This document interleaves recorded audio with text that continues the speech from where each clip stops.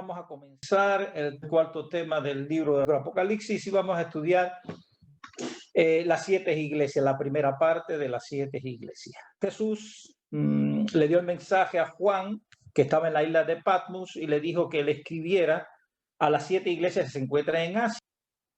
Son Éfeso, Esmirna, Pérgamo, Tiatira, Sardis, Filadelfia y la Odisea, y la tenemos en el mapa.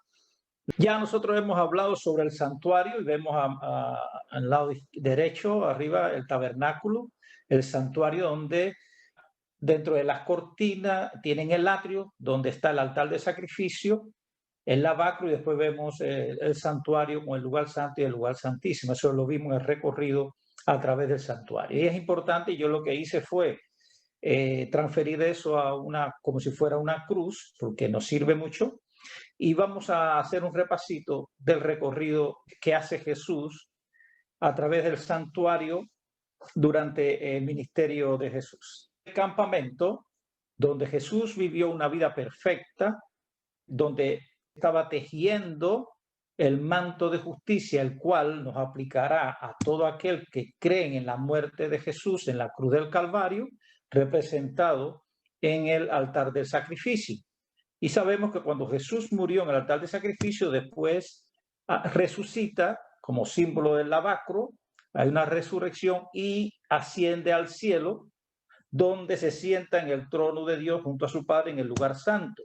Y vemos que el lugar santo tenía el candelabro de oro, la mesa de los panes, la preposición, y tenía también el incensario de oro. Y vemos entonces a Jesús en el primer tema de Apocalipsis capítulo 1, caminando en medio de los candelabros. Y vimos que los candelabros representaban las 7 iglesias. Es decir, que Jesús mantiene la llama encendida, es el responsable de mantener la llama encendida en sus iglesias en todas las etapas de la iglesia, de la época apostólica hasta que Cristo venga. Después Jesús es entronado junto a su Padre y ahí se genera el mensaje de los 7 sellos, porque recordemos que el ministerio de Jesús en el lugar santísimo, como dividimos el Apocalipsis, la primera parte, la parte histórica, son 3 mensajes, uno que se genera en candelabro, que es el mensaje a las 7 iglesias, otro que se genera en el altar, la mesa de los panes de preposición, y que es el mensaje de los 7 sellos, el otro que se genera en el altar del incienso, donde el mensaje es de las 7 trompetas. Y esos son los 3 mensajes que Jesús tiene para su pueblo mientras él ministra en el lugar santo. Y sabemos que después Jesús pasó al lugar santísimo, donde está el arca del pacto, a ministrar a partir de 1844, y eso lo vamos a aprender en el Apocalipsis también, donde comienza el juicio, y ahí ministra hasta que él venga a la tierra a buscar a los suyos. Estos mensajes atañen a las iglesias de la época de Juan, es decir, los mensajes a las 7 iglesias, que son 7 cartas que envían simbólicamente también retratan la condición de la iglesia a lo largo de la historia del cristianismo. Sí, es decir, que son 7 periodos por los que transita la iglesia desde la época apostólica hasta la segunda venida de Jesús. Las 7 iglesias de Apocalipsis representan a la iglesia en su totalidad. Y vamos a ver por qué. No eran solo 7 iglesias las que hubo en Asia, eso lo vimos ya en el tema pasado, sino que habían otras iglesias, pero Jesús escogió estas iglesias por las características que tenían. Y estas características de la iglesia van a representar cada periodo de la iglesia durante la historia cristiana. Y veremos que el número 7 es un símbolo bíblico y profético que representa plenitud y perfección. Así Jesús escoge 7 iglesias para dar un mensaje completo, porque significa que plenitud y perfección, es decir, que abarca todas las iglesias de todas las eras. Las 7 iglesias son 7 simbólicos candeleros de oro, y eso lo vimos en el estudio pasado.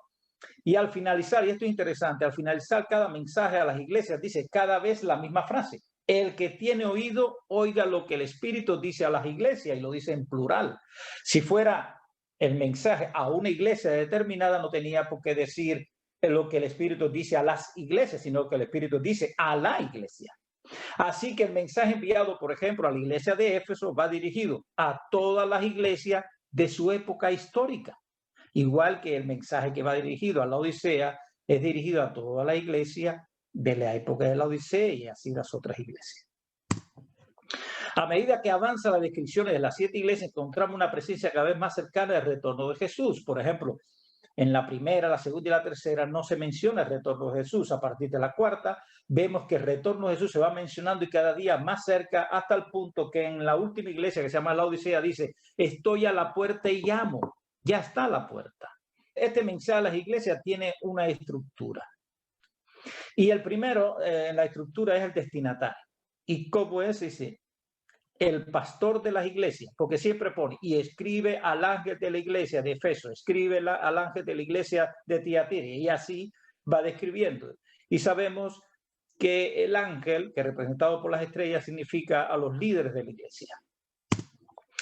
Ahora, el remitente, siempre es Jesucristo el remitente, y siempre es una descripción de Jesús según la visión del capítulo 1. Cuando vimos a Jesús en la descripción, cuando Jesús caminaba entre los candelabros, cada una de esas descripciones se empieza a utilizar en cada una de las cartas y que compagina exactamente con la condición en que se encuentra la iglesia de ese tiempo. El tercero es el elogio. Aparece un elogio a cada una de las iglesias, menos la Odisea, que es la única que no recibe elogio. Todas las demás tienen un elogio. El cuarto punto es la censura o reprensión. Dios hace una reprensión para que la iglesia se corrija. Todas las iglesias reciben una censura, excepto Filadelfia. Y la exhortación o el consejo que le da a la iglesia, que siempre es arrepiéntete, siempre el consejo para resolver el problema que tiene la iglesia, sigue diciendo, hay un llamado a escuchar al Espíritu de Dios. El que tiene oído, escuche lo que el Espíritu dice a las iglesias. Y por último, hay una promesa para cada uno de los vencedores. Por lo tanto, vamos a comenzar entonces con la primera iglesia, que es Éfeso, y cada uno los invito a que vaya al libro de Apocalipsis, capítulo 2. Por favor, tengan la Biblia, yo lo voy a leer. Y dice: escribe el ángel de la iglesia de Éfeso, el que tiene las 7 estrellas en su diestra, el que anda en medio de los 7 candeleros de oro, dice esto: yo conozco tus obras, tu arduo trabajo y paciencia, y que no puedes soportar a los malos, y has probado a los que dicen ser apóstoles y no lo son, y lo has hallado mentirosos, y has sufrido, y has tenido paciencia, y has trabajado arduamente por amor de mi nombre, y no has desmayado. Pero tengo contra ti que has dejado tu primer amor. Recuerda, por tanto, de dónde has caído, y arrepiéntate, y haz las primeras obras, pues si no, vendré pronto a ti, y quitaré tu candelabro de su lugar, si no te hubieras arrepentido. Pero tienes esto, que aborrece las obras de los nicolaitas, las cuales yo también aborrezco. El que tiene oído, oiga lo que el Espíritu dice a la iglesia, y al que venciere le daré a comer del árbol de la vida, el cual está en medio del paraíso de Dios. Como vemos, son 7 versículos nada más, y vamos a ver la cantidad de información que puede tener esto. La iglesia de Éfeso, ahí tenemos una foto de la iglesia de Éfeso, de la ciudad de Éfeso. Éfeso, vamos a ver algunas características para poder entender. Dice que era la capital y la ciudad más grande de la provincia romana de Asia. También nos dice que la ciudad estaba llena de edificios públicos como templos, teatros, gimnasios, baños públicos y burdeles. Esto era en aquel entonces el centro religioso del paganismo a la diosa Diana. Y eso lo podemos leer en Hechos de los Apóstoles, capítulo 19, cuando Pablo visita a Éfeso y describe el gran paganismo que había en la ciudad y la adoración a la diosa Diana. También era famoso por las prácticas de magia y las artes. La ciudad era también notoria por su inmoralidad y superstición. Éfeso significa deseable, representando de esta manera su carácter y condición, porque esta iglesia es la que experimentó la dulzura del primer amor por su Señor Jesucristo. El tiempo de la época apostólica. Entre ellos se encontraban creyentes fervientes como Aquila y Priscila, eso lo podemos ver en Hechos de los Apóstoles, Pablo el evangelista y Pablo, el apóstol Pablo, que todos sirvieron a Dios en la ciudad de Éfeso. La iglesia, o este periodo de la iglesia, comprende desde el año 31, desde la ascensión de nuestro Señor Jesús al cielo, hasta el año 100, donde muere el último apóstol, Juan. Y esa es la época que representa este tiempo. Bueno, nos dice ahora que Jesús sostiene, y vamos a seguirlo, el que tiene las estrellas en su diestra y anda entre los 7 candelabros de oro. Jesús sujeta a sus ministros. Vimos que las estrellas representan a los ministros en su mano derecha, que es la mano de su favor y poder. Jesús aseguró que nadie podría arrebatar lo suyo de su mano, y eso lo dice en Juan capítulo 10 del 28 al 29. Jesús sostiene a sus discípulos. Después sus obras y arduo trabajo, y ahora se dice, conozco tus obras, tu trabajo, tu paciencia y que no puedes tolerar a los malos. Dice, la iglesia de Éfeso trabajó arduamente en la obra misionera. Y cuando estoy hablando de Éfeso, estamos hablando de la iglesia apostólica. Recordemos que estamos hablando de un periodo. No solamente la iglesia de Éfeso en el tiempo apostólico trabajó en obra misionera. Si no, vamos a ver que esa iglesia fue fundada por Pablo. ¿Y dónde salió Pablo? De Jerusalén. Por lo tanto, la iglesia de Éfeso, lo que representa en ese tiempo, trabajó arduamente en la obra misionera, casi hasta el punto de quedar exhausto. Esta idea se deja ver en el versículo 3, donde Jesús elogió a la iglesia diciendo que has trabajado arduamente por amor de mi nombre y no has desmayado. Eso lo podemos leer en 2 de Corintios 11, 23 al 28. Dice Pablo, ¿son ministros de Cristo? Lo digo con poco juicio, yo más, en trabajo más abundante, en azotes sin número, en cárceles más, en peligro de muerte muchas veces. De los judíos 5 veces recibí 40 azotes menos 1. 3 veces fui azotado con vara, 1 vez apedreado. 3 veces naufragué, 1 noche y 1 día pasé a la deriva en alta mar. Anduve de viaje muchas veces, estuve en peligro de ríos, en peligro de salteadores, en peligro de los de mi raza, en peligro de los gentiles, peligro en la ciudad, peligro en el desierto, peligro en el mar, peligro entre falsos hermanos, en trabajo y fatiga, en muchos desvelos, en hambre y sed, en muchos ayunos, en frío y desnudez, además de otras cosas. Lo que sobre mí se agolpa cada día la preocupación por todas las iglesias. Ahí es un ejemplo de cómo Pablo describe, le está haciendo la carta a los Corintios, está describiendo el arduo trabajo, lo que pasaron y se mantuvieron firmes. Y que no pueden soportar a los malos. Y has probado a los que dicen ser apóstoles y no lo son y lo has hallado mentiroso. Este era el espíritu de la época apostólica en general y no exclusivamente de la iglesia de Éfeso en particular. Lo que nos ayuda a entender que Éfeso es un símbolo profético de todas las iglesias cristianas de la época apostólica. Y podemos ver en Hechos capítulo 15, capítulo 17, capítulo 20, en 2 de Corintios, ahora que estaba leyendo, como dice, de los judíos 5 veces recibí 40 azotes menos 1. Por lo tanto, estos versículos demuestran que en muchas otras ciudades contemporáneas como Jerusalén, Corinto, Tesalónica y Berea, se encontró la manifestación de este mismo carácter y espíritu efesiano, de examinar todo y retener solo lo bueno y oponerse firmemente al error.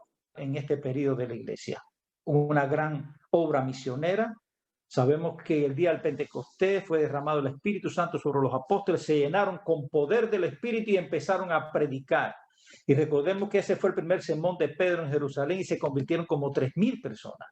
Y después sabemos la obra de expansión del Evangelio por Pablo y sus seguidores, donde sembraron el Evangelio en casi todo el Imperio Romano. Ahora, dice Jesús que tiene una reprensión contra la iglesia, siendo una iglesia con tanto espíritu misionero, con tanto amor, tiene una reprensión. ¿Cuál es la reprensión? Pero tengo contra ti que has dejado tu primer amor.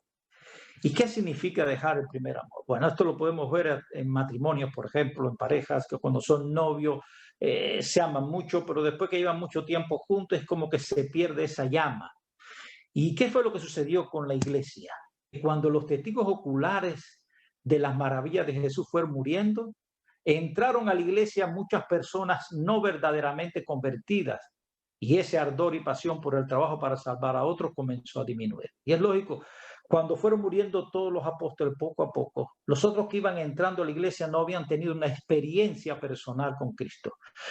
Y empezaron a enfriar el primer amor y empezaron a acomodarse en la iglesia y empezaron a cambiar. Por eso Jesús le dice, tengo contra ti que has dejado el primer amor. el consejo es que el pueblo necesita dar una vuelta en U. ¿Y qué significa arrepiéntate? Arrepentirse cuando uno va caminando a un rumbo es dar una vuelta en U, totalmente, y caminar a sentido inversa, retornar a lo que una vez fue. Una iglesia que trabajaba arduamente, protegía la sana doctrina, pero todo por amor a Jesús. Y esto es lo que le está pidiendo Jesús a su pueblo. Y él le dice, si no lo haces, quitaré tu candelero. ¿Y qué cosa es el candelero? Recordemos que el candelero representaba a la iglesia, pero Jesús caminando entre ellos es el que mantenía la llama encendida en la iglesia, es el espíritu en la iglesia. Si Jesús retira el espíritu de la iglesia, pues la iglesia muere. Por lo tanto, esto no está diciendo solamente a la iglesia, nos está diciendo a cada uno de nosotros. Porque si perdemos el primer amor, Cristo puede retirar de nosotros su espíritu, y si retira su espíritu vamos a ser personas muertas.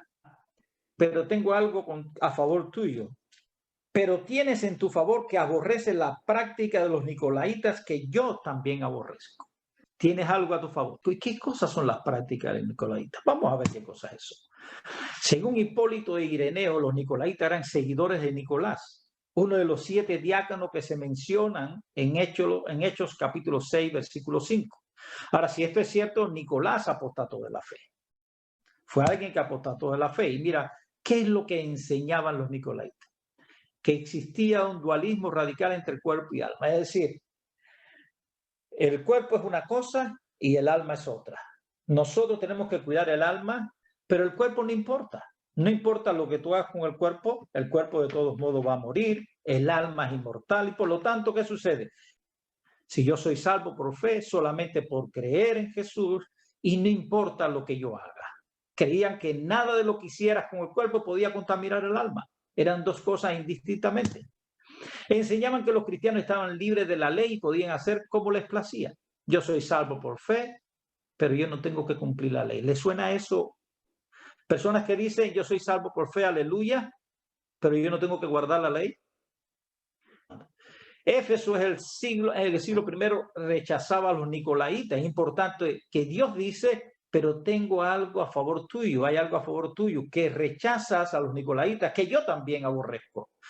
Dice, la iglesia, sin embargo, después la iglesia del siglo IV, que lo vamos a ver más adelante, tolera a los nicolaitas. Después sigue diciendo, el que tiene oído, oiga lo que el Espíritu dice a la iglesia, y dice, esta manera de expresarse tiene el propósito de llamar la atención a algo muy importante. Es decir, cuando Jesús dice, el que tenga oído, oiga, no solamente lo dice aquí en Apocalipsis, lo ha dicho también cuando la misión de Juan el Bautista, también lo dijo a presentar la parábola del sembrador, la parábola de la cizaña, diciendo cada vez el que tiene oído para oír, oiga. Y no es que las personas no tengan oído, no todos están dispuestos a escuchar, por eso está diciendo, el que tenga oído para oír, oiga lo que el Espíritu dice a las iglesias. Y ahora dice, al que venza le daré comer del árbol de la vida, el cual está en medio del paraíso de Dios.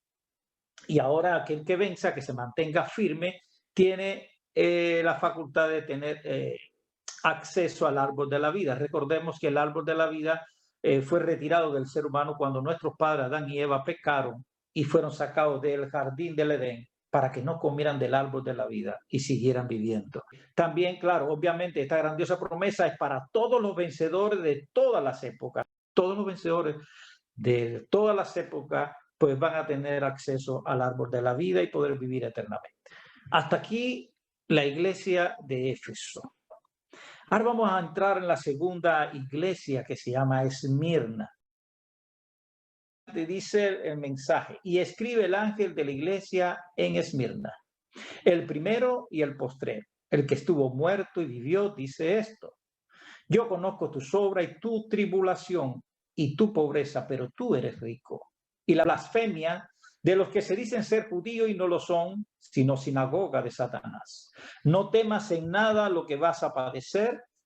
He aquí, el diablo echará a algunos de vosotros en la cárcel para que seáis probados y tendréis tribulación por 10 días. Sé fiel hasta la muerte y yo te daré la corona de la vida. El que tiene oído, oiga lo que el Espíritu dice a las iglesias. El que venciere no sufrirá daño de la segunda muerte. Este mensaje no se parece en nada al primer mensaje. Lo primero es que Esmirna, y tenemos una foto también de la ruina de Esmirna, era una ciudad comercial de asombrosa belleza, que se ubicaba a 60 kilómetros al norte de la ciudad de Éfeso. Esmirna significa mirra, que era un bálsamo que se usaba para aplicar a los muertos. A esta iglesia Jesucristo se presenta como mártir, como el que estuvo muerto y vivió, garantizando de esta manera su gran promesa de sacar de la tumba a sus fieles mártires en su glorioso retorno. Mira la historia de Esmirna para que vea cómo tiene mucho que ver con lo que sucedió en esta época de la iglesia. Ella fue construida por los griegos 1000 años antes de Cristo y en el 600 antes de Cristo fue destruida por los lidios. Pero luego Lisímaco, que fue un general de Alejandro Magno, uno de los 4 generales del imperio griego, le reconstruyó durante el 3er siglo antes de Cristo. La misma ciudad de Esmirna, como símbolo de la iglesia de esta época, fue resucitada literalmente de su ruina, fue reconstruida. No pudo haber un mejor símbolo profético para representar las características particulares de esta iglesia que se vio bajo la prueba de la persecución. Y esta iglesia tiene algo característico y es la persecución. Si en un principio Satanás trató de destruir la iglesia matando el primer amor, ahora Satanás utiliza los medios políticos para perseguir a la iglesia y matar a los cristianos. Y esto va desde el año 100, cuando muere el último de los apóstoles, que fue Juan, hasta el año 313, cuando Constantino, el emperador romano Constantino, reconoce oficialmente al cristianismo y termina la persecución. Dice, el mensaje de la iglesia de Esmirna tiene mucho lenguaje de muerte. En el año 107, vamos a ver historia, 107 pertenece al 2º siglo, echaron a Ignacio, obispo de Antioquía, a los leones en el anfiteatro de Esmirna. A Policarpo, obispo de Esmirna, fue quemado en la hoguera en el año 156 de Cristo. Pobre pero rica. La iglesia de esta época tenía muy pocos bienes materiales. La palabra pobre significa la pobreza de un mendigo o pobreza en extremo. Aun cuando esta iglesia era pobre en bienes materiales, era rica espiritualmente. Era una iglesia que, a pesar de ser perseguida, se mantenía viva espiritualmente. Y vamos a ver, dice, yo conozco la blasfemia de los que se dicen ser judíos y no lo son, sino sinagoga de Satanás. En Esmirna vivían muchos judíos y trataban hostilmente a los cristianos. Estos judíos se vinculaban con los romanos para denunciar a los cristianos como caníbales, ateos y promotores de sedición contra el imperio. ¿Y por qué dice que la sinagoga de Satanás? Dice, ¿cuál fue el gran pecado de los judíos? Bueno, ellos guardaban la ley, pero ellos rechazaron a Jesús. ¿Y cuál es el gran problema de la iglesia después? Aceptan a Jesús, pero rechazan la ley de Dios. Y la ley de Dios es el fundamento del gobierno de Dios en el cielo. Tanto los judíos como los gentiles que aceptan a Jesús tienen un gran problema. Es que no acaban de aceptar a Jesús y su ley. Sino los cristianos, los judíos primeramente rechazan a Jesús y los cristianos entonces ahora rechazan la ley. 10 días de tribulación. La Biblia nos dice, no tengas ningún temor de lo que vas a padecer. El diablo ha de enviar a alguno de vosotros a la cárcel para que seáis probados y tendréis tribulación de 10 días. Sé fiel hasta la muerte y yo te daré la corona de la vida. ¿Qué significa esa tribulación de 10 días? Como estamos hablando de un libro que es profético, un libro que es simbólico, también los días son simbólicos. Y eso lo podemos ver, no porque lo estemos inventando. Si leemos Número 14, 33, 34 y Ezequiel 4, 6, vemos que un día significa un año en profecía. Así que estos 10 días proféticos equivalen a 10 años literales. El emperador pagano Diocleciano desató una persecución inmisericordia en contra de los cristianos. Diocleciano es famoso por la gran persecución y muerte que le dio a la gran cantidad de cristianos. La persecución contra los cristianos comenzó en el año 303 con el edicto que exigía que se destruyesen todos los templos y que se quemaran públicamente todos los ejemplares de la Escritura.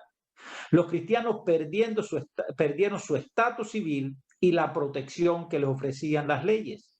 Luego se emitió un edicto contra los oficiales de la iglesia. Un tercer edicto invitó a los cristianos a arrepentirse, pero un cuarto decretó la muerte de todos los cristianos. La lista de los mártires aumentó tanto que no alcanzaban los días del año para conmemorar la muerte de cada uno. Esto es historia.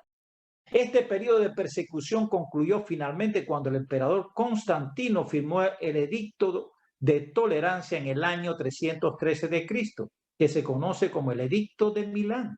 Así que los 10 años de persecución, esos 10 días simbólicos de persecución, fueron del año 303 al año 313. Recordemos que este libro de Apocalipsis fue escrito en el año 90, entre el año 95 y el año 99. Y está profetizando que habrían 10 días de persecución, 10 años de persecución exacto entre el 303 y el 313, en esa época. Hay personas que a veces son incrédulas y dicen que la Biblia no hay por qué creerla, pero es que la Biblia habla palabras verdad y todo es profetizado. Podemos confiar que todo lo demás se va a cumplir, todo lo demás que falte por cumplirse. El historiador Eusebio escribió que pocos años después, que en el concilio de Nicea, el 325, asistieron muchos obispos que habían sufrido durante los 10 años de persecución. Y dice que uno de ellos no podía usar las manos porque se la habían quemado con una plancha ardiente. A otro le faltaban ojos y extremidades. Según Eusebio, esta fue una reunión de mártires. El diccionario lo describe así: el Edicto de Milán, conocido también como la tolerancia del cristianismo, fue promulgado en Milán en el año 313 y en él se establecía la libertad de religión en el Imperio Romano, dando fin a las persecuciones dirigidas por las autoridades contra ciertos grupos religiosos, particularmente los cristianos. El edicto fue firmado por Constantino y el Grande y Licinio, dirigente de los imperios romanos de Occidente y Oriente respectivamente. Ahora Dios le dice: sé fiel hasta la muerte y yo te daré la ¿qué cosa? La corona de la vida. En Santiago 1:12 dice: bienaventurado el varón que soporta la tentación, porque cuando haya resistido la prueba, recibirá la corona de vida que Dios ha prometido a los que le aman. No sufrirá daño de la segunda muerte. Según la Biblia hay 2 muertes. Y estos murieron, tuvieron la primera muerte, pero no van a sufrir daño de la segunda muerte. Apocalipsis 26 nos dice: la segunda muerte no tiene potestad sobre los fieles. Dice: bienaventurado y santo el que tiene parte en la primera resurrección. La segunda muerte no tiene potestad sobre estos, sino que serán sacerdotes de Dios y de Cristo y reinarán por 1000 años.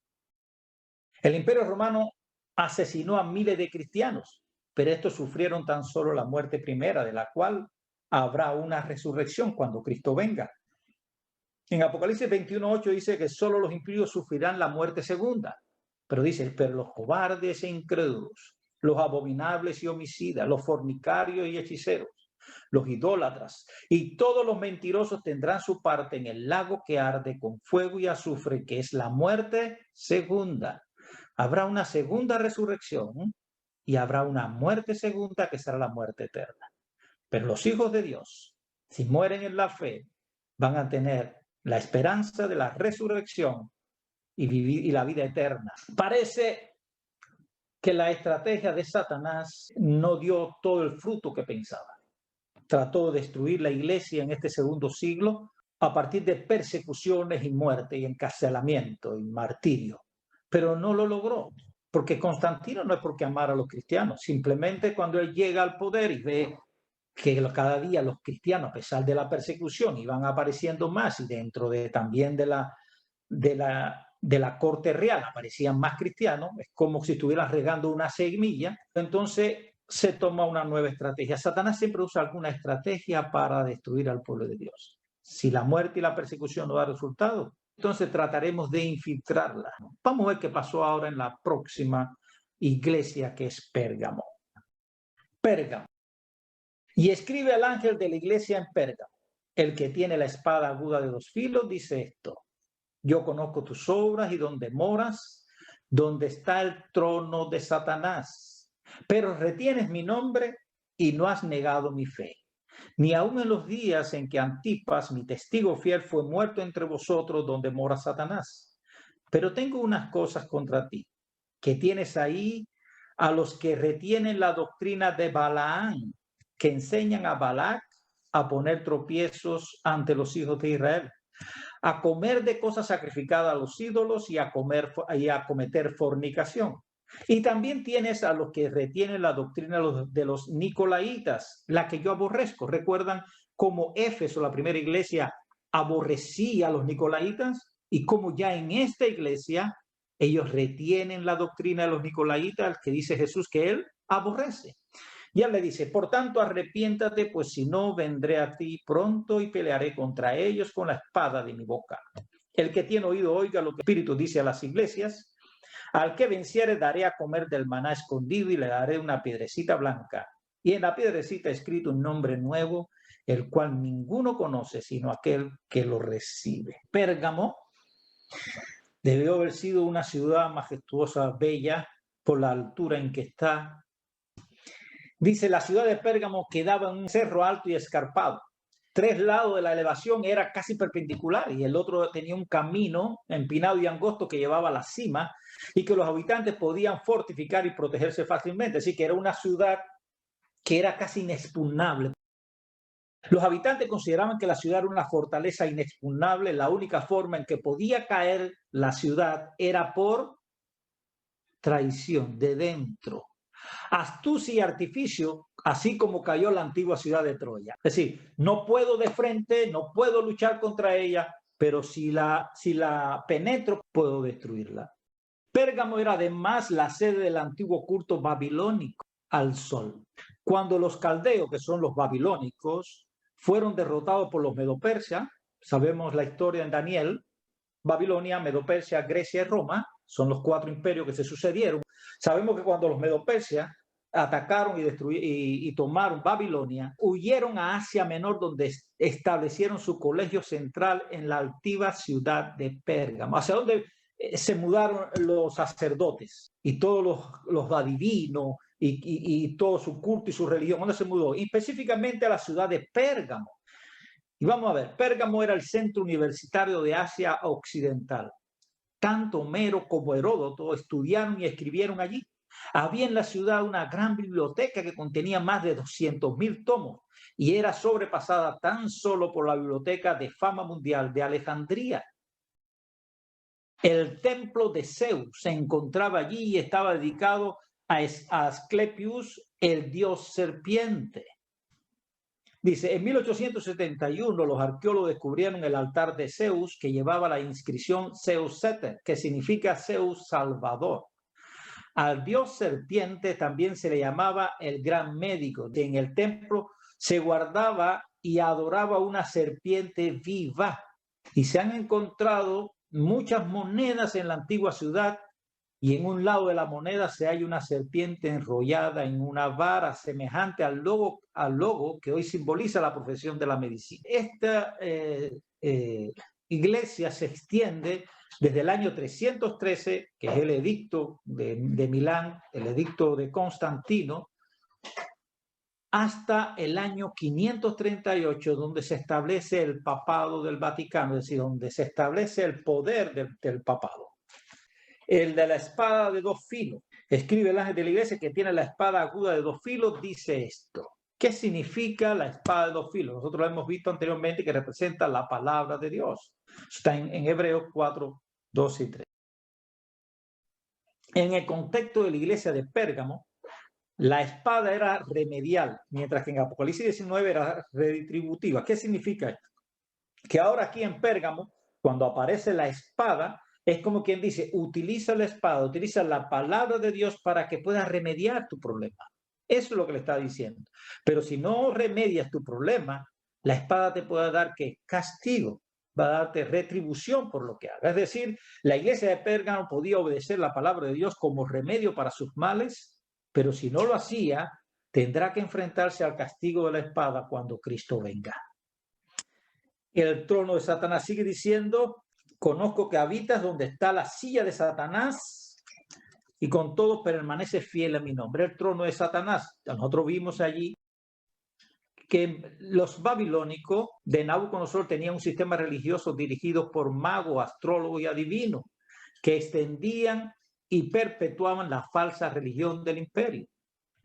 Ciro practicaba la religión monoteísta de Zoroastro, y cuando conquistó Babilonia, el sumo pontífice de los misterios caldeos y los sacerdotes que propagaban la falsa religión de Babilonia huyeron y se establecieron su nueva sede en la ciudad de Pérgamo, en Asia Menor. Dice Frank Cumot, ha documentado la abundante evidencia histórica de cómo el imperio romano adquirió su religión y cultura de Pérgamo. ¿De dónde viene la cultura y religión del imperio romano? De Pérgamo. ¿Y Pérgamo? De Babilonia. Y es una secuencia. Babilonia, Pérgamo, imperio romano, Roma pagana, Roma política, por intermedio de Constantino, durante el periodo de la iglesia de Pérgamo, transfirió el trono de Satanás de Roma pagana a Roma papal. La Babilonia literal, que nosotros vimos lo que pasó cuando fue tomada por Medo-Persia, pasó a Pérgamo con su idolatría, la oración al sol, su hechicería.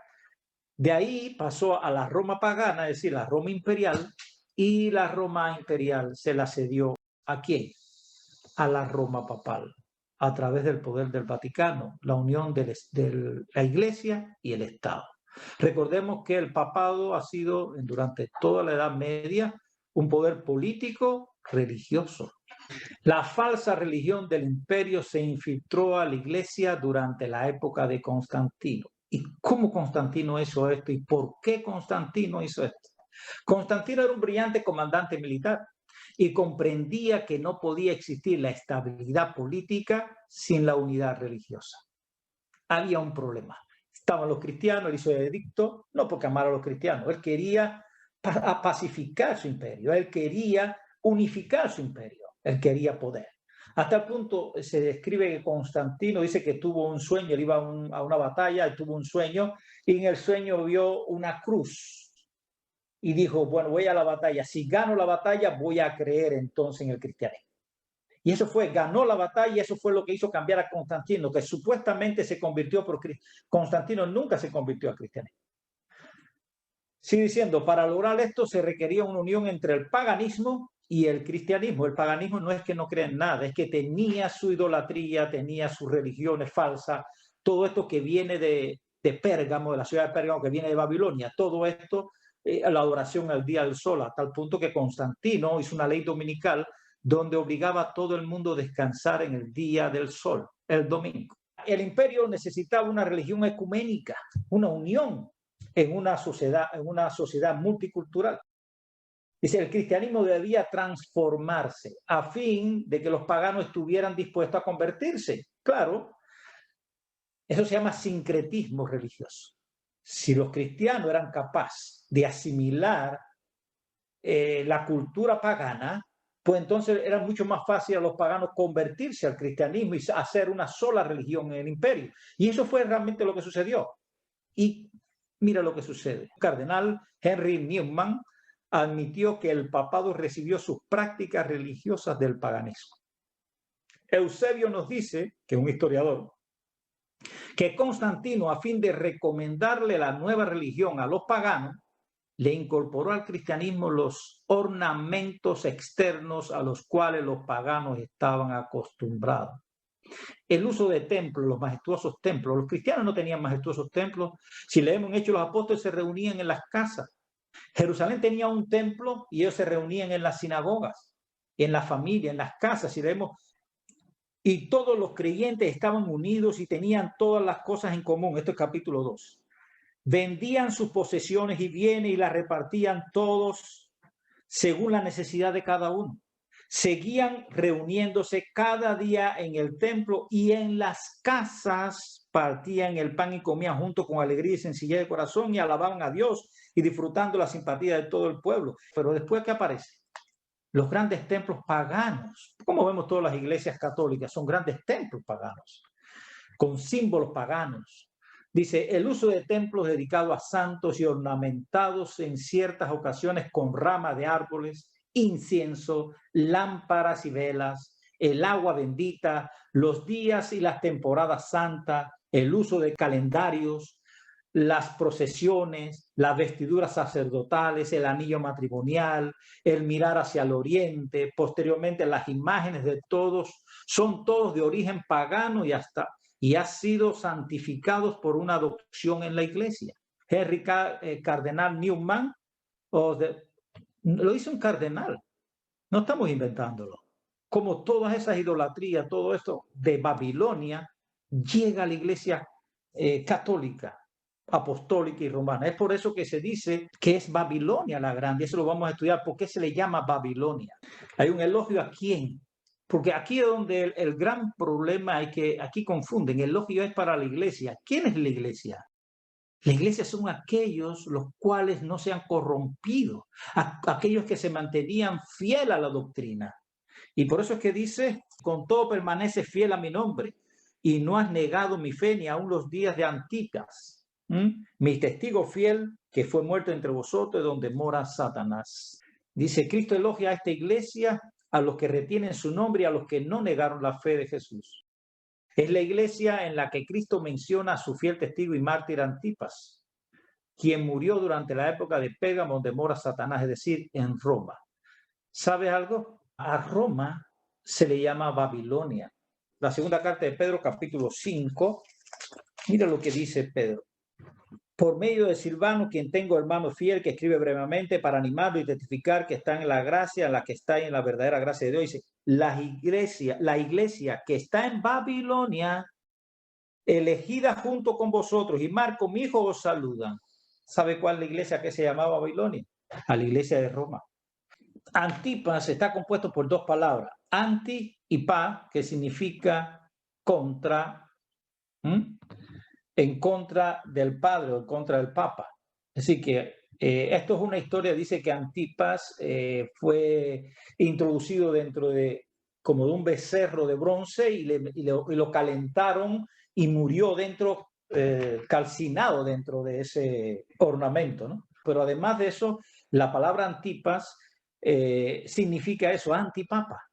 Ahora hay un reproche, dice que tolera la doctrina de Balaam, es el primer reproche, y la doctrina de los nicolaitas. ¿Y qué cosa es la doctrina de Balaam? Y la doctrina nicolaita ya la vimos ahorita. Vamos a verla rapidito. Recordemos que la iglesia de Éfesos la aborreció, y Ellen White mira lo que describe en relación a la doctrina de los nicolaitas. Dice, aquellos que enseñan estas doctrinas hoy tienen mucho que decir en cuanto a la fe y a la justicia de Cristo, pero pervierten la verdad y la usan para servir la causa del error. Declaran que solo es necesario creer en el Señor Jesucristo, y que la fe es todo lo que necesitamos, que la justicia de Cristo es la credencial del pecador, que esta justicia imputada cumple la ley por nosotros y que no estamos obligados a obedecer la ley de Dios. Repite vez tras vez, estoy salvo, pero ¿están salvos mientras transgreden la ley de Jehová? No, pues el manto de la justicia de Cristo no encubre la iniquidad. Tal enseñanza es un engaño repugnante y Cristo llega a ser para estas personas una piedra de tropiezo, como ocurrió con los judíos. A los judíos porque no estaban dispuestos a recibirle como Salvador personal. Y a estos profesos creyentes en Cristo porque separan a Cristo y la ley y creen que la fe toma el lugar de la obediencia. No hay mucho que hablar sobre esto, ya lo vimos en Éfeso, y aquí Ellen White hace un análisis perfecto, exhaustivo de lo que significa la doctrina de los nicolaitas y que está afectando mucho a las iglesias cristianas de hoy en día. Somos salvos por gracia y no hay que cumplir la ley porque Cristo clavó la ley en la cruz del Calvario.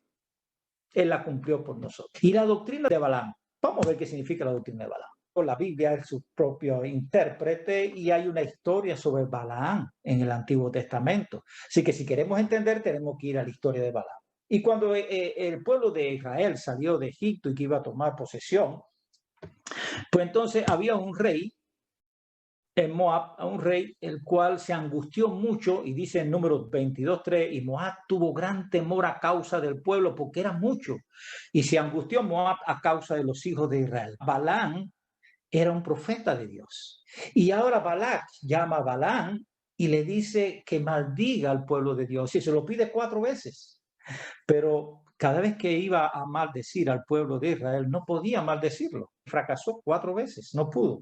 Y mira lo que Balaam le dice.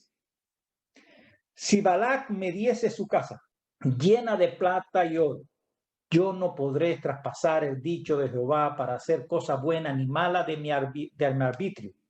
Mas lo que hable Jehová, eso diré yo. Él que cuando él iba a maldecir al pueblo de Dios, lo que hacía era todo lo contrario, bendecir al pueblo de Israel.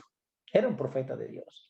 Y como no pudo triunfar de esa forma, vamos a ver qué fue lo que pasó. Al no poder maldecir a Israel desde fuera, Balaam le sugirió a Balac un plan diabólico, malévolo y sutil. ¿Por qué no infiltrar la apostasía en medio del pueblo para que Dios les retire su bendición y protección? Bueno, si yo no lo puedo maldecir, pero si nosotros infiltramos al pueblo de Israel con la apostasía y ellos empiezan a hacer cosas que a Dios no le agradan, a cometer idolatría, pues entonces Dios le va a retirar automáticamente la bendición. ¿Y qué le dice? Le recomendó a Balac que enviara a las mujeres de Moab en medio del pueblo para seducirlos a cometer fornicación y a practicar la idolatría. Ahora envía a las mujeres a que saquen a los hombres del pueblo para que llevarlos a cometer fornicación y a cometer idolatría. ¿Qué cosa es idolatría? Pues simplemente empezar a adorar a los dioses de esas mujeres, a los dioses de Moab. El número 25, 1 y 2 dice, moraba Israel en Sittim y el pueblo empezó a fornicar con las hijas de Moab, las cuales invitaban al pueblo a los sacrificios de sus dioses, y el pueblo comió y se inclinó a sus dioses. Balaam fue una vez un verdadero profeta que traicionó la causa del Señor vendiendo su integridad por ganar beneficios temporales que le ofreció un rey pagano. ¿Cómo? Si no pudo desde fuera, ahora lo que hace es infiltrar. Recuerda Pérgamo, una ciudad bien fortificada que solamente en el interior, penetrándola, podían destruirla. Y así en la época de Pérgamo, solamente infiltrando el cristianismo con las idolatrías paganas y los cultos paganos podían destruir el pueblo de Dios. ¿Cuál fue la doctrina de Balaam? Mujeres, incitar al pueblo para que cometan fornicación y se inclinen a sus dioses cometiendo idolatría. Algo similar sucedió durante el periodo de la iglesia de Pérgamo. Un rey pagano, Constantino, tuvo éxito en seducir a los líderes de la iglesia para que aceptaran beneficios temporales y así se introdujo la idolatría y la fornicación espiritual a la iglesia. El castigo con la espada. El número 31, 7 y 8 dice, pelearon contra Madián como Jehová lo mandó y Moisés y mataron a todo varón. Mataron también entre los muertos de ellos a los reyes de Madián y también a Balaam, hijo de Beor, mataron a espada. Es decir, que el castigo que recibió Balaam por hacer lo que hizo, infiltrar al pueblo, de ayudar a Balaam a infiltrar al pueblo de Dios para que cometieran idolatría, ¿cuál fue? Muerte de espada. Vamos a ver cómo se cumplió esto. Esto presagia lo que le ocurrió con el papado. El papado rehusó obedecer la palabra de Dios y por lo tanto recibió en 1798 una herida de espada. Y eso lo podemos saber en la historia, todo el mundo sabe que estaba el Papa Pío VI, excomulgó a Napoleón Bonaparte y Napoleón Bonaparte envió a su general para que fuera a Roma y destronó Papa en ese entonces Pío VI, y eso fue en 1798, el cual murió desterrado después en 1799. Y hasta ahí quedó el poder papal. La Biblia lo describe en Apocalipsis 13 y dice, la bestia que viera semejante en leopardo, sus pies como de oso y su boca como de león, y el dragón le dio su poder, su trono y gran autoridad.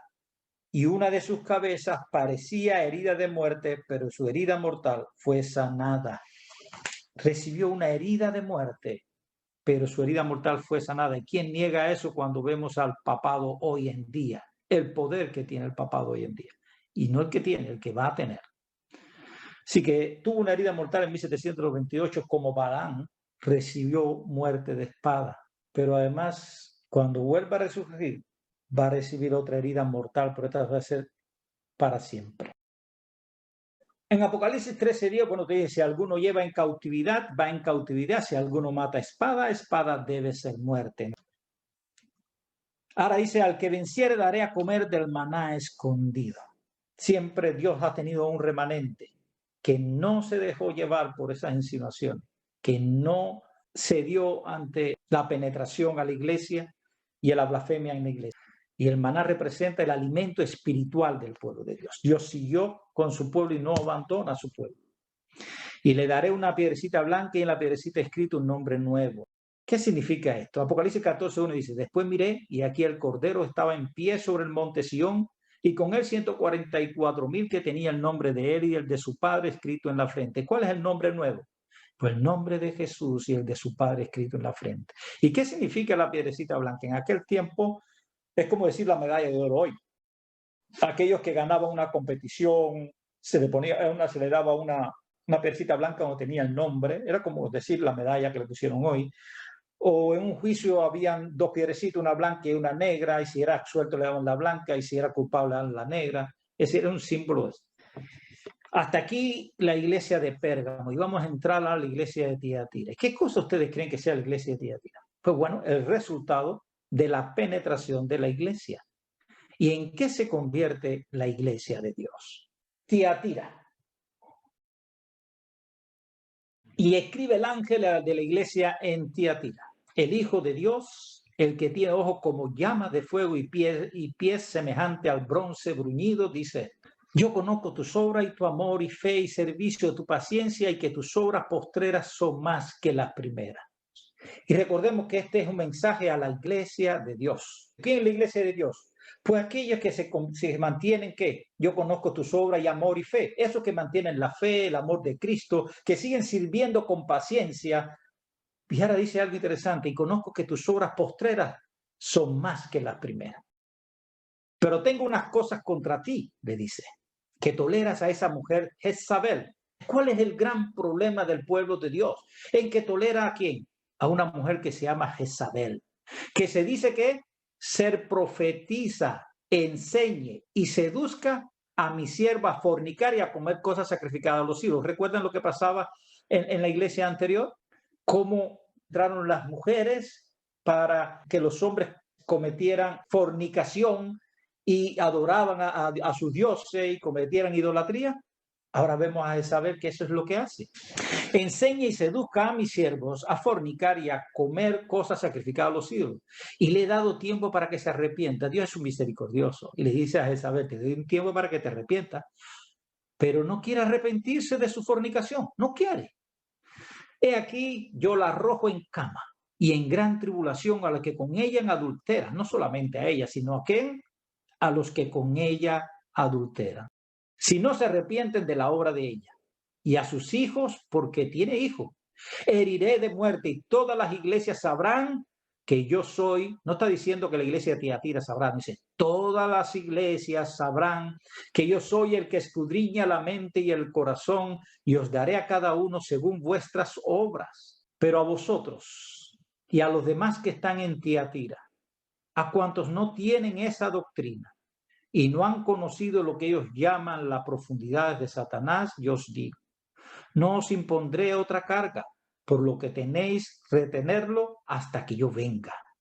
¿Viste cómo ahora se nombra por primera vez hasta que yo venga, hasta la venida de Cristo? Ya en Tiatira dice, retén lo que tiene hasta que yo venga, primera alusión a la segunda venida de Cristo. Al que venciere y guardare mis obras hasta el fin, yo le daré autoridad sobre las naciones y las regirá con vara de hierro, y serán quebradas como vaso de alfarero, como yo también lo he recibido de mi Padre, y le daré la estrella de la mañana. El que tiene oído, oiga lo que el Espíritu dice a las iglesias. Bueno, Tiatira significa sacrificio de contrición. Muy contrito, mucho sacrificio. ¿Qué pasa? De todas las ciudades del Imperio Romano, Tiatira era la que tenía más organizada la manufactura. Dice, la más poderosa eran el sindicato de los teñidores de textil y el sindicato de los artesanos del cobre. Recuerda que el que manda el mensaje dice que tiene los pies como bronce bruñido. El textil más famoso de Tiatira era la púrpura real. Hoy se conoce como el rojo turco. El libro de los Hechos nos dice que en Tiatira vivía Lidia, quien vendía textiles de púrpura. Hechos 16:14. Notablemente, la iglesia ramera de Apocalipsis 17, a la cual se le llama la Babilonia, está vestida de púrpura y escarlata. Y me llevó el espíritu al desierto. Ahí vi una mujer sentada sobre una bestia escarlata que tenía 7 cabezas y 10 cuernos y estaba cubierta de nombre de blasfemia. La mujer estaba vestida de púrpura y escarlata, adornada de oro, piedras preciosas y perlas. Y en su mano tenía una copa de oro llena de abominaciones y de las impurezas de su fornicación. Tiatira abarca el periodo de la iglesia desde el 538 hasta la época protestante en 1517. Tiatira bien puede llamarse la edad de la adversidad. Debido a la persecución, la llama de la verdad vaciló y casi se apagó. Así que vemos que abarca la iglesia de Tiatira del 538, donde se estableció el papado en el Vaticano, hasta 1517, en la época protestante, cuando Martín Lutero clava sus 95 tesis sobre la puerta de la iglesia en Alemania. El que tiene ojos como llama de fuego y pies semejante al bronce bruñido, los ojos de Jesús penetran, ven y escudriñan. Nada está oculto a los ojos de la palabra de Dios, dice Hebreos 4, 12 y 13. Jesús lo está escudriñando todo, todo lo sabe, todo lo conoce y todo nos lo está revelando. Hay un elogio para esta iglesia. Yo conozco que tus obras y tu amor y fe y servicio y tu paciencia y que tus obras postreras son más que las primeras. Esta es la única de las 7 iglesias en la cual se encuentra un elogio por haber mejorado sus condiciones espirituales. Aunque sumida la tierra en tinieblas, la Edad Media se conoce como la Edad del Oscurantismo, la Edad Oscura, así se llama en la historia. Aunque sumida la tierra en tinieblas durante el largo periodo de la supremacía papal, la luz de la verdad no pudo apagarse por completo. En todas las edades hubo testigos de Dios, hombres que conservaron su fe en Cristo como único mediador entre Dios y los hombres, que reconocían la Biblia como única regla de fe en su vida y santificaban el verdadero día de reposo. Se les marcaba como herejes. Todos aquellos que estaban en contra de las doctrinas de la Iglesia Católica eran ¿qué? Herejes. Y por lo tanto habían que ser perseguidos, muertos, encarcelados. Siempre se encontraron personas que a pesar de esta persecución se mantuvieron firmes. Por ejemplo, los valdenses se contaron entre los primeros de todos los pueblos de Europa que poseyeron una traducción de la Santa Escritura y declaraban que la iglesia de Roma era Babilonia, apóstata de Apocalipsis. Así que en aquel tiempo los valdenses, el pueblo de Dios que era perseguido, decía que la iglesia católica era la Babilonia de Apocalipsis 17. En el siglo XIV salió en Inglaterra y sabemos que los valdenses se empiezan a conocer a partir del año 1000, 1100. ¿Cuál es el gran problema de esto? Que la historia la cuentan los vencedores. Y el papado fue el poder vencedor durante toda la Edad Media. Entonces ellos escribieron la historia a su conveniencia. Todo lo demás eran herejes, ellos eran los santos, los buenos, los hijos de Dios, el pueblo de Dios. Entonces hay a veces muy poca historia que se puede recoger, no se puede recoger con exactitud la evolución de todo el pueblo de Dios, porque eran los herejes los que eran perseguidos y eliminados. En el siglo XIV salió a Inglaterra el lucero de la Reforma, así se le llamó a Juan Wycliffe, que fue el heraldo de la Reforma, no solo porque pensamos a veces que la Reforma fue Martín Lutero, no, antes de Lutero hubieron muchos mártires que fueron quemados en la hoguera también, porque protestaban contra la iglesia, y a Juan Wycliffe, que fue el heraldo de la Reforma, no solo para Inglaterra, sino para toda la cristiandad, causó un gran impacto en la iglesia. Dice, mira qué interesante esto, qué miedo le tenía. 43 años después de su muerte, ¿qué fue lo que hizo la iglesia? Desenterraron su cuerpo, lo quemaron y lo arrojaron la ceniza al río Hus. Otros reformadores le siguieron como Juan Hus en Bohemia, en Praga Jerónimo. Juan Hus fue quemado en la hoguera y sus cenizas fueron echadas al río Rin. Y después vino Lutero en Alemania y le siguieron otros reformadores como Calvino. Así que hubo un gran despertar espiritual entre los siglos XIV y XVI. Por eso es que dice, tengo contigo que tus obras fueron ¿qué? Mejores que las primeras, porque en el primero hubo mucha confusión, quedó un remanente que no flaqueó, pero ese remanente fue tomando conciencia y fue creciendo y creciendo, y las obras fueron creciendo. Por lo tanto, hubo un gran despertar espiritual entre los siglos XIV y XVI. Ahora, hay una reprensión, pero tengo unas pocas cosas contra ti, que tolera esa mujer Jezabel, que se dice profetiza, enseña y seduce a mi siervo a fornicar y a comer cosas sacrificadas a los ídolos. Vamos a entender, para entender qué significa esto, tenemos que ver la historia de Jezabel en la antigüedad. Esto se encuentra en Primera de Reyes, capítulo 16, hasta el capítulo 21, y ahí se describe la muerte de Jezabel en el Segunda de Reyes, capítulo 9, versículo 30. Jezabel. ¿Quién era Jezabel? Era la esposa del rey Acab de Israel. Israel estaba dividido en dos, realmente. Judá al sur, Israel al norte, y Acab era el rey del norte que reinaba en Samaria, la capital. Y él se casó con una mujer sacerdotisa que llamaba Jezabel. Ella trajo sacerdotes, como era pagana, trajo sus sacerdotes paganos a Israel, quienes implementaron la adoración al dios solar Baal. En 1 Rey 16:31 dice lo siguiente: y reinó Acab, hijo de Omri, sobre Israel en Samaria 22 años. Y Acab, hijo de Omri, hizo lo malo ante los ojos de Jehová, más que todos los que reinaban antes de él, porque le fue ligera cosa andar en los pecados de Jeroboam, hijo de Nabat. Era poco eso, anduvo en los mismos pecados de su abuelo, su padre, sino que tomó por mujer a Jezabel, hija de Etbaal, rey de los Sidonios, y fue y sirvió a Baal y lo adoró. ¿Qué consecuencia trajo esto? Pues el pueblo de Israel estaba en apostasía, como es lógico. Si el rey estaba en apostasía, el pueblo también entró en apostasía. La apostasía era un sincretismo entre la adoración a Jehová y la adoración al dios Sol, Baal. Hubo un sincretismo entre las dos religiones. Lo mismo que surgió cuando Constantino, entre el paganismo que viene de Pérgamo, que vino de Babilonia, y el cristianismo. Jezabel tenía un grupo de falsos profetas que extendían la influencia de la falsa religión entre Israel. Dios levantó a Elías, un profeta, para que denunciar la apostasía. Y Jezabel derrama la sangre de los profetas de Dios, perseguía a los profetas de Dios, los mataba, y Elías no fue una excepción, aunque no lo pudo matar, pero sí lo persiguió constantemente para matar. Después sigue diciendo, y le he dado tiempo para que se arrepienta, pero no quiere arrepentirse de su fornicación. Yo le voy a hacer un poquito de historia sobre Jezabel para que no lo entienda, lo pueda entender.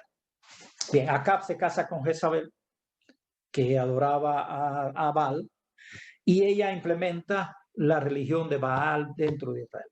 Y comienza la apostasía del pueblo de Israel. Y todo aquel que se oponía pues era perseguido y era matado. Él perseguía a todos los profetas de Dios y eran eliminados, encarcelados y muertos todos los profetas de Dios. Y ahora se levanta Elías como profeta de Dios para denunciar la apostasía. Dios le manda a Elías que ore para que no lloviera durante 3 años y medio. Y Elías tiene que salir a esconderse, puede llover, y empezó la hambruna y Elías tuvo que estar escondiéndose. Y el que conoce la historia sabe que los cuerpos le llevaban pan y estaba al lado de un río hasta que se secó el río, y podemos ver la historia cómo pudo sobrevivir el profeta de Dios. Y después que se cumplieron los 3 años y medio, regresó entonces, porque estaban locos buscando a Elías por todos los lugares, el rey Acab. Y cuando se encuentra, Acab le dice, ¿eres tú el que perturbas a Israel?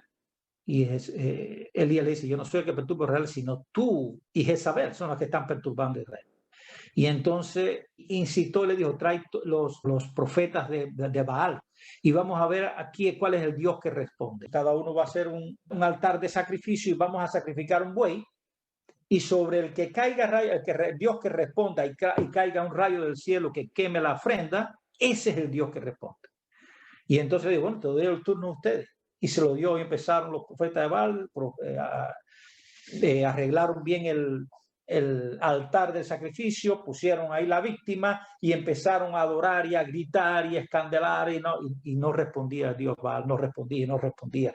Y se frotaban y hacían todas sus hechicerías y sus cosas y no respondió, y cayó la tarde y no respondió. Dice, hasta que dijo, bueno, ya se acabó el tiempo de ustedes, Dios ustedes no responden. Parece que está dormido, burlándose Elías. Y Elías preparó su altar, preparó la ofrenda y hizo una zanja alrededor de la ofrenda y le dijo, carguen agua y llenen la zanja de agua. Y rieguen agua encima de la ofrenda. Mójala bien, toda la madera mojada y toda la ofrenda mojada y lleno de agua. Y empezó a orar a Dios y cayó un rayo del cielo que consumió todo, el agua, todo lo consumió. Y ahí fue cuando Elías dijo, si Jehová es Dios, seguirle al Baal, seguir en pos de él.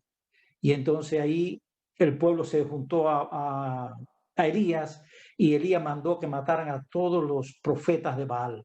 Y los mataron junto al río y lo degollaron a todos. Y cuando Acab le dijo eso a Jezabel, Jezabel entonces entró en ira y para perseguir y matar a Elías, y Elías tuvo que seguir huyendo. Jezabel no quiso arrepentirse porque tuvo un tiempo.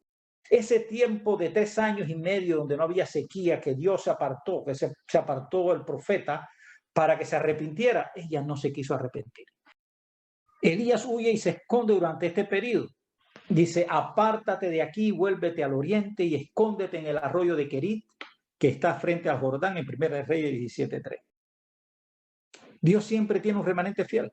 A los demás que están en Tiatira, a todos los que no tienen esa doctrina y no han conocido lo que se llama los profundos secretos de Satanás, os digo, no impondré otra carga.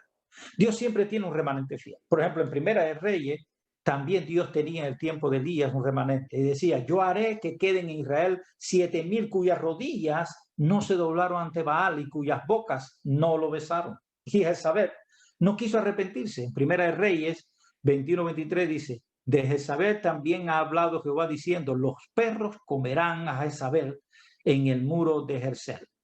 Así murió, lo vemos en 2 Reyes, cómo fue echada por la ventana, los perros se la comieron y cuando fueron a buscar, porque era hija de reyes, para enterrarle y darle sepultura, ¿qué pasó? Que cuando lo que encontraron fue calavera, las manos, algo de los pies, porque los perros se lo habían comido. Y ya entendimos la historia de Jezabel. Vamos a ver cómo es el cumplimiento en la iglesia en el periodo de Tiatira. Recordemos que en la iglesia de Pérgamo, la iglesia anterior, la herejía de los Nicolaitas y de Balaam ya había ingresado en la iglesia. Recordemos que la falsa religión del imperio se infiltró a la iglesia durante la época de Constantino. Y en el 538 se establece el papado del Vaticano. Ahora dice, la iglesia romana llegó a absorber el paganismo como una esponja seca, implementando la idolatría y la adoración al sol, camuflada mediante el día del sol domingo. Hasta el día de hoy encontramos el círculo solar más grande del mundo en la plaza de San Pedro, en cuyo centro se encuentra erigido el obelisco egipcio del dios Sol Ra, del templo de Heliópolis, que era el centro egipcio de adoración del sol. Y ahí tienen la foto al lado, una foto aérea donde está el obelisco en medio de un redondel grande que simboliza el sol, con los rayos. De la misma manera que Jezabel, la iglesia romana llegó al poder en unión ilícita con los poderes políticos, cometiendo fornicación. Así como Jezabel se unió al poder político para poder ejercer su poder con el rey Acab, así también la iglesia romana se unió al poder político y se convirtió así en una ramera, uniéndose al poder político, llegando a ser un poder político religioso, cometiendo fornicación. Apocalipsis 13:22 dice lo siguiente, 13:2, mejor dicho. Y la bestia que vi era semejante a un leopardo, yo lo leí ahorita, y sus pies eran como de oso y su boca como de león. ¿Quién le dio el poder? Y el dragón le dio su poder y su trono y grande autoridad. El dragón sabemos que es Satanás, representa a Satanás, pero Satanás no se presenta directamente, sino Satanás utiliza poderes, como utilizó el poder político romano para ejercer su hegemonía. Satanás le dio el poder a través de ¿quién? De la Roma pagana, de la Roma imperial, le dio el poder, el trono y la gran autoridad a la Roma papal. Tiatira, que era una ciudad célebre por su tintura de púrpura que llegó a ser el color de la realeza y el sacerdocio, eso lo vemos en Hechos 16:14 y lo vemos en Apocalipsis, cómo era vestida de púrpura y escarlata, ya lo leímos ahorita mismo. Es decir, como Tiatira, así se viste el papado. Así como Jezabel también persiguió a los que se oponían a obedecer sus doctrinas idólatras, acusándolas de herejes, comenzó también la Iglesia Católica a perseguir, y recordemos la Santa Inquisición, que hace referencia a varias instituciones dedicadas a la supresión de la herejía en el seno de la Iglesia Católica. La herejía en la era medieval europea muchas veces se castigaba con la pena de muerte. La Inquisición medieval se fundó en 1184. Dice, el tiempo de arrepentimiento asignado bíblica y proféticamente al Vaticano, desde su establecimiento en el 538 hasta su herida mortal en el 1798, era de 1260 años. Recordemos que eran 3 años y medio lo de Jezabel. ¿Sabe cuántos son 3 años y medio? 1260 días. Exactamente el mismo tiempo que se le dio en simbología a esta iglesia. 1260 años. Dios lo repite un total de 7 veces, con 3 diferentes nombres: 1260 días, 42 meses, tiempo y medio tiempo, que son 3 años y medio, y que aparecen tanto en el Antiguo Testamento, en el libro de Daniel, como en el Nuevo Testamento, en el libro de Apocalipsis. Vea Daniel 7:25, 12:7, y Apocalipsis 11:2, 3, 12:6, 14 y 13:5. Jezabel es el símbolo profético asignado a esta iglesia. Y viendo que hay mención de sus hijos, a sus hijos heriré de muerte, y todas las iglesias sabrán que yo soy el que sondeo las mentes y los corazones y doy a cada uno según sus obras. Así que esta iglesia tiene hijos, y Apocalipsis la llaman así, la madre de las rameras. Así lo dice Apocalipsis. Aquí encontramos una clara alusión a la gran ramera y sus hijas de Apocalipsis 17:5, donde nos habla acerca de Babilonia, la grande de las rameras. ¿Y quiénes son las hijas? Bueno, las que salieron de la Iglesia Católica. ¿Quiénes fueron? Eso lo vamos a estudiar en el próximo estudio, donde va a aparecer las hijas de la gran ramera, que son las iglesias protestantes que se prostituyeron como la madre. Fieles, los fieles, ¿quiénes fueron los fieles? Dice, la iglesia tuvo que huir al desierto, perseguido por Jezabel simbólica, y la mujer huyó al desierto, donde es un lugar preparado por Dios para que es sustentada por 1260 días. Y eso dice Apocalipsis capítulo 12. Pero la mujer le fue dada 2 alas de un gran águila para que volara a la presencia de la serpiente al desierto, a su lugar donde es sustentada por un tiempo y medio tiempo. Por un tiempo, 1 año. Tiempos en plural, 2 años. Y medio tiempo, medio año. 3 años y medio. Al mismo tiempo en que Elías se escondió.